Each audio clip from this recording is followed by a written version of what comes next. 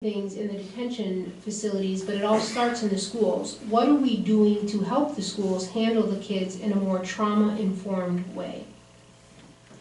Well, I know at Lakeview here in Escambia County, we've a partnership with the Escambia County School Board here, and have started working with them on what I would call difficult cases, so that we try to find, a better route for some of our children that are at risk versus just fast-tracking them over to the DJJ or having them direct file to charges in the adult system.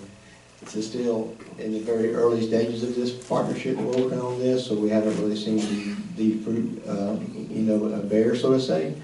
So it is definitely a work in progress. I think, in our schools, we currently have a system in place. We have social workers assigned to our schools. However, we have very little of them. We have very few, as Doc is pointing out, 8. I think there lies an issue right there. If we can address that issue in school, they can address some of those behavioral students. I think we have to look at it from that perspective, because most of our kids are coming to DJJ from school.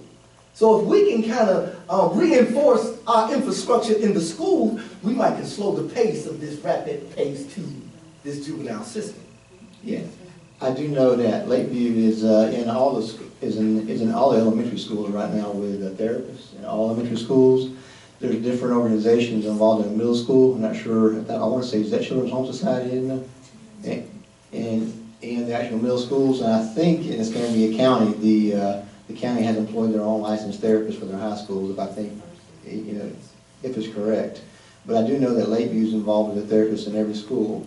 Now, having said that, there's a lot of students in every school, right? So having a therapist there is definitely a step in the right direction, but it's hard for one therapist to see all the children that probably have needs in our schools. You had referenced earlier there was a fantastic conference that Lakeview did, the Trauma-Informed Care Conference. Were not just the administrators, but the actual staff that are working with the children, do you know if they were given the opportunity to attend? Did they take advantage of that opportunity? Yes, many of them did. I do know that Malcolm Thomas was there, along with some of his leadership folks were there also. And there were many folks there that were teachers, and they had the opportunity. Many did. I don't know that everybody was aware of it, but those seats were basically sold out pretty quickly, I can tell you that. Yeah, months in advance. When a mentally ill child is arrested, what accommodations are made for them to get treatment locally? Well, as I said, we do an assessment going in the front door, and we'll make referrals to Lakeview on any kid that we see where there's any kind of a service need.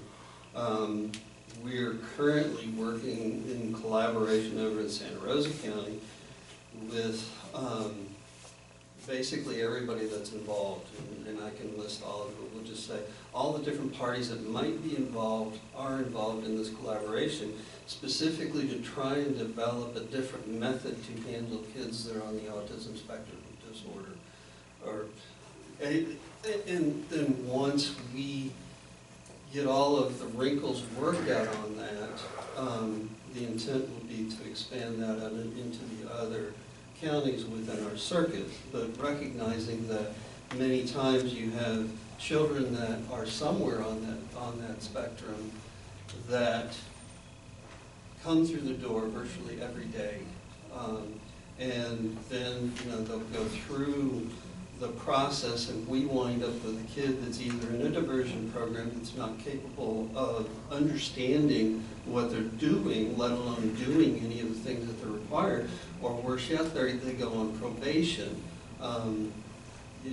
Just as a father of a child with special needs, to see them involved in the system makes me just ever so frustrated. So to be working on this, it really is special to me, and hopefully we'll have all of that worked out in fairly short order, so we'll be able to look at doing some really creative things with our kids that come in that we are able to identify that are on that spectrum disorder list. Two-part follow-up.